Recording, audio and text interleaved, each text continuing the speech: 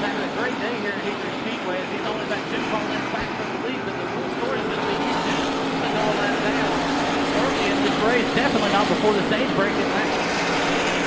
We are beyond the halfway point of getting to that stage break, and they are in heavy lap traffic, they being the leaders. Cooper is going to be the first car they come up to here in car 76, with the top 4 and now top 5 starting to tighten up.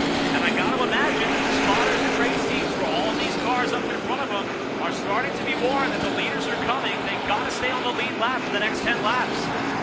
Yeah, there will be no saving tires here with 10 laps to go before the stage break. These all lines down here, Hickory Speedway will be almost next to impossible to get it back, as the leaders are definitely coming upon a huge string of cars, only about 5 car lengths ahead of them, and Burt Myers is really pressing the issue on the leaders.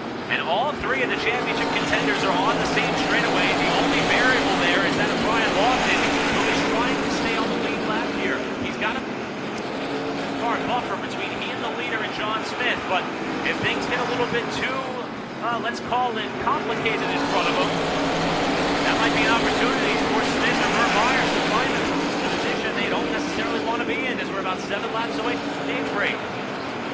7 laps to go before the stage break, as the leaders are now catching even heavier lap traffic.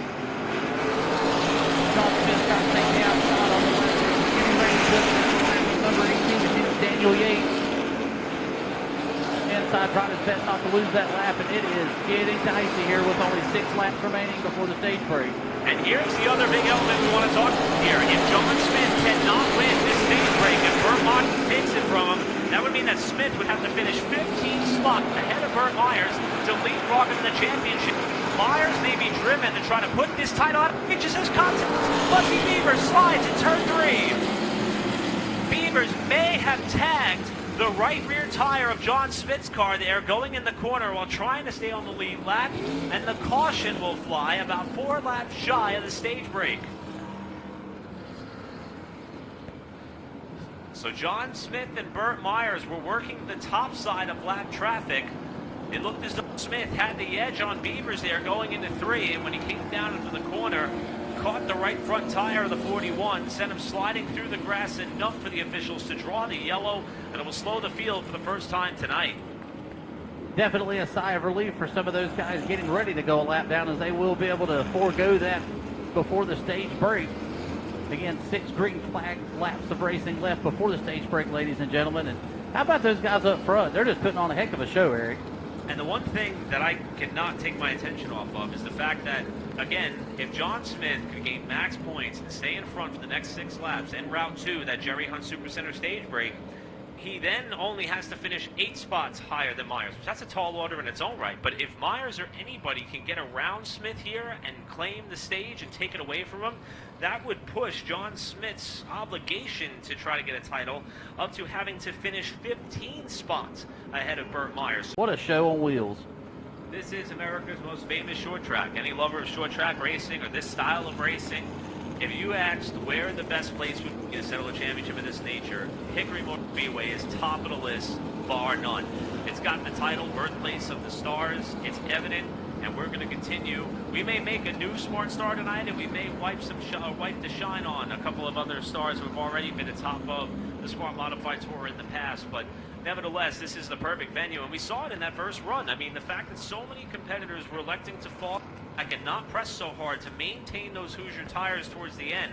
I don't think we're going to see anybody stop here. Could be wrong, as Buzzy Beavers is trying to find his place in line before we get set for the restart. But the pit lane is in fact open, and so far we have not seen